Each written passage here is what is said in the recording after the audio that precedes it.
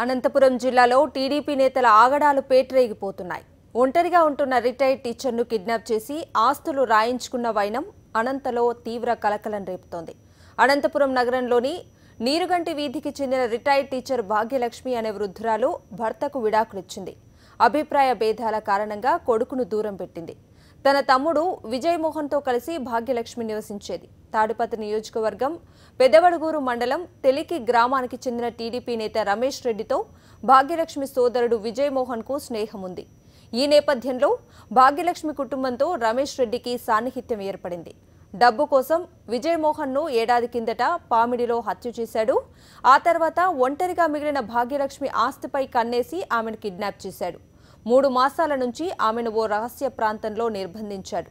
ఈ క్రమంలోనే సుమారు ₹1 కోటి విలువైన ఆస్తులను బలవంతంగా భాగ్యలక్ష్మి నుంచి రాయించుకున్నట్లు సమాచారం. రిటైర్డ్ టీచర్ భాగ్యలక్ష్మి ఖాతాలో పెద్ద మొత్తంలో నగదు ఉందని తెలుసుకున్న టీడీపీ నేత రమేష్ రెడ్డి, అతని అనుచరులు రహస్య ప్రాంతం నుంచి ఆమెను తీసుకొచ్చి నగదు విత్డ్రా చేసేందుకు తాజాగా యత్నించారు. వృద్ధురాలితో పాటు వచ్చిన దుండగుల కదలికలపై బ్యాంక్ అధికారులకు అనుమానం రావడంతో పోలీసులకు సమాచారం ఇచ్చారు. పోలీసులను చూసి రమేష్ రెడ్డి, అతని అనుచరులు పారిపోయారు. కిడ్నాపర్ల చెర నుంచి భాగ్యలక్ష్మిని కాపాడిన పోలీసులు కొందరు అనుమానితులను అదుపులోకి తీసుకుని విచారిస్తున్నారు.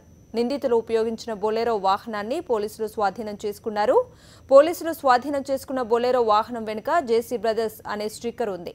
వృద్ధురాలిని కిడ్నాప్ చేసి ఆమె ఆస్తుల్ని కాజేయాలని చూసిన వారంతా టీడీపీ కార్యకర్తలుగా పోలీసులు అనుమానిస్తున్నారు. ఘటన జరిగి వారం రోజులవుతున్నా ఇప్పటిదాకా కేసు నమోదు చేసి నిందితులను కోర్టుకు హాజరుపరచకపోవడంపై పలు అనుమానాలు వ్యక్తమవుతున్నాయి.